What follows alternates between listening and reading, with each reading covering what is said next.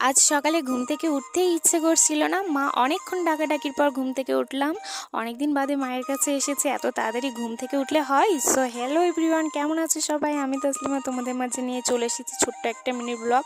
জানো, কাল সারা রাত সারা রাত বলতে 1টা থেকে 1:30টা পর্যন্ত গল্প করেছি দুজনে। অনেক গল্প করে তারপরে ঘুমিয়েছি।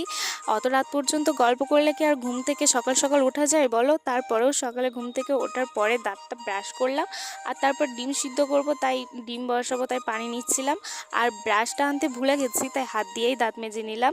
এর মধ্যে আমার ডিম সিদ্ধ হয়ে গেছে, আর আমি ডিমটা গপ গপ করে খাচ্ছিলাম। গপ গপ করে খেতে গিয়ে হঠাৎ গেছে গলায় আটকে, তাই পানি খেয়ে নিলাম। আর দেখো, তারপর চুপচাপ বসেছিল। কাল রাত্রে ওখানে আমরা ঘুমিয়েছিলাম, আমি আর আমার মা। আর তারপরে মা বলছিল তুই সব কেটে বেছে দে, আমি রান্না করে নেব। আর আমি তো শুনে সেই খুশি, আজ আর রান্না করতে হবে না, ঝটপট করে সব কেটে বেছে নিয়েছি। আর তারপর অনেক কষ্ট হচ্ছিল, মানে গরম লাগছিল, তাই বাইরে বসেছিলাম। আমার মায়ের ঘরটা কিন্তু একদম মাঠের ধারে। দেখো কি সুন্দর সবুজ সবুজ ঘাস, সরি সবুজ ঘাস না, মানে ধানের চারা। আর এই দেখো, আমার মায়ের একটা বড় আম গাছ লাগিয়ে রেখেছে, যেটা ছায়া দেবে আর শান্তি দুটোই দেবে। গাছ লাগাও প্রাণ বাঁচাও।